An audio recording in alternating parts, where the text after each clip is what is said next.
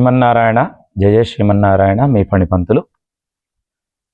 YouTube channel చూస్తున్న అందరికి కూడా శ్రీ పంచముఖ అభయాంజనేయ స్వామి వారి యొక్క ఆశీస్సులతో ఇక విషయానికి వస్తే, ప్రస్తుత కాలంలో చాలామంది ముఖ్యంగా వ్యవహారం, వ్యాపారం, నిత్యము చేసే వాటిల్లో మనకు ముఖ్యంగా కావాల్సింది ధనం అండి. మరి అలాంటి ధనము మనకు ఏ విధంగా ప్రాప్తం చెందుతుంది, ఏ విధంగా ధనం అనేది మన దగ్గర రావడం, నిలవడం అనేది జరగాలి. మరి ధన ప్రాప్తి కలగాలంటే మనం చేయాల్సినటువంటి కొన్ని పద్ధతులు, వాటి యొక్క నియమనిష్టలు, అసలు ఏ విధంగా మనము ధనాన్ని తెచ్చుకోవాలి, తెచ్చిన దాన్ని నిలబెట్టుకోవాలి. ఇక విషయంలోకి వస్తే, పూర్వము ఒక చిన్న కథ అండి.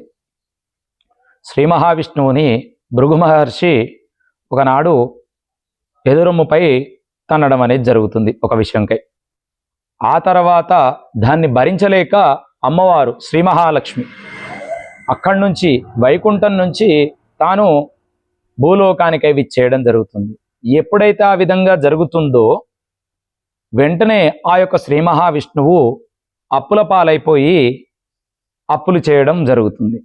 మరి దైవానికే ఆ విధంగా జరిగితే మరి మనుషులు ఏ విధంగా అండి భరించేది అన్నట్లయితే, మరి అలాంటిదే దేవుడు అనుభవించి అప్పుల పాలయ్యి ఇబ్బందులు పడితే అందులో మనం మానవ మాత్రులమే. దాంట్లో గాను ఇప్పుడున్నటువంటి కాలానికి డబ్బు అనేది చాలా ముఖ్యము. ఇకపోతే మరి ఆ ధనాన్ని మనం నిలబెట్టుకోవాలంటే ఎవరి ద్వారా నిలబెడితే ధనం ఇంట్లో నిలబడుతుంది. అయితే మన ఇంట్లో ఉన్నటువంటి స్త్రీలు, ముఖ్యంగా యజమాని, యజమానురాలు, యజమానేమో సంపాదించుకొని వస్తే యజమానురాలు వచ్చేసేమో నిలబెడుతుందండి. ఇంటి లక్ష్మి యజమానురాలు, ఇంటి మహావిష్ణువు వచ్చేసి యజమాని. అయితే ఈ యొక్క యజమాని చేసినటువంటి కాయా కష్టం ఏదైతే ఉంటుందో పదోపాతిక, దానిని ఇంట్లో ఉన్నటువంటి యజమానురాలకి ఇవ్వాలి. మరి ఆ సొమ్ముని తాను ఏ విధంగా భద్రపరచాలి అన్నట్లయితే అవసరానికి మాత్రమే ఇచ్చే విధంగా ఉండాలి. ముఖ్యమైనటువంటి వాటికే ఆ వినియోగం జరగాలి. ప్రతి చిన్నదానికి కూడా సొమ్ము అనేది విరివిగా ఖర్చు చేయడం ద్వారా అప్పుల పాలవుతారు.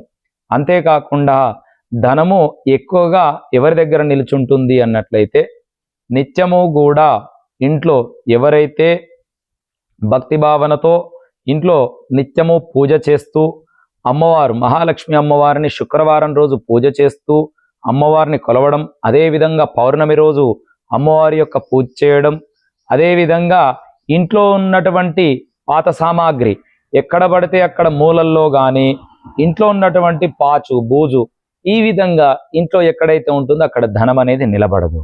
ఇకపోతే మన ఇంట్లో యజమానురాలు ఎవరైతే స్త్రీలు ఉంటారో వారు అమ్మవారికి ఖచ్చితంగా 5 లేదా 11 వారాలు ఇంట్లో చాలా ఇబ్బందికరమైనటువంటి పరిస్థితులు ఉన్న సమయంలో అప్పుడు మనం ఏం చేయాలి అన్నట్లయితే, అమ్మవారి యొక్క దీక్ష తీసుకోవాలమ్మా. మహాలక్ష్మి అమ్మవారి ఫోటో కానీ, ప్రతిమ కానీ ఇంట్లో దేవుడి ఫోటో దగ్గర, అంటే మన దేవుడి గదిలో ఒక ఫోటోని ప్రతిబింబంగానే ఉంచుకొని అమ్మవారికి పసుపు కుంకుమతో అర్చన చేస్తూ అక్కడ కొన్ని చిల్లర డబ్బులు ఉంచేసి అక్కడ అమ్మవారికి ముఖ్యంగా పసుపు కొమ్ములతో మనం పూజ చేసినట్లయితే ఖచ్చితంగా ధనం అనేది ఆ ఇంటికి రావడం జరుగుతుంది. మరి వచ్చినటువంటి ధనాన్ని ఇంట్లో ఎక్కడ దాయాలి, ఏ విధంగా దాయాలి, ఏ సమయం నందు దాన్ని ఎక్కువగా ఉపయోగించుకోవాలి. అయితే యజమాని ముఖ్యంగా ప్రతిదానికి కూడా జోబులో డబ్బు లేనిది బయటికి వెళ్ళరు. ఆడవారికి ఆ పని ఉండదు. అయితే యజమాని చేసేటువంటి పని ఏదైతే ఉందో తాను భార్యకు చెప్పుకోవాలండి. ఫలానా కార్యం మీదకై ఈ విధంగా ఈ సొమ్ము వాడబోతున్నాను, ఈ విధంగా పెడుతున్నాను అన్నప్పుడు కాస్త ఒక నిమిషం ఆలోచన చేసి ఆ సొమ్ము వినియోగం దానికి చేయవచ్చునా చేయకూడదు ఆలోచన చేసిన తర్వాతనే దాన్ని వినియోగం చేయండి. ఈ విధంగా ఆలోచన చేసినట్లయితే సొమ్ముని ఖచ్చితంగా మీకు ధనం అనేది నిలబడుతుంది. అమ్మవారి యొక్క కటాక్షంతో ఆ సొమ్ము అనేది రెట్టింపు అవుతుంది. ప్రతిదానికి కూడా విరివిగా ఖర్చు చేసినట్లయితే ఆ యొక్క సొమ్ము అనేది ఆ ఇంట్లో ఉన్నటువంటి వారి దగ్గర ఎవరు కూడా నిలబడదు. ఈ యొక్క అమ్మవారి యొక్క పూజ 5 వారాలు చేయాలండి. 5 శుక్రవారాలు. ప్రతి శుక్రవారం రోజు తెల్లారగట్ల 4 గంటల 45 నిమిషాల నుండి 5 గంటల 35 నిమిషాల వరకు మాత్రమే అమ్మవారి మహాలక్ష్మి అమ్మవారికి పూజ చేసుకోవాలి. అమ్మవారి యొక్క నామాలు చదువుకోవాలి. ఈ విధంగా చేసినట్లయితే ధన ప్రాప్తి కలుగుతుంది. ఇక తర్వాత సాయంత్రం పూట శుక్రవారం రోజు సాయంత్రము అమ్మవారికి ధూపం వేయాలండి. ధూపం ఏ విధంగా అంటే సాంబ్రాణి పొగ మనకు పూజా స్టోర్లో దొరుకుతుంది సాంబ్రాణి.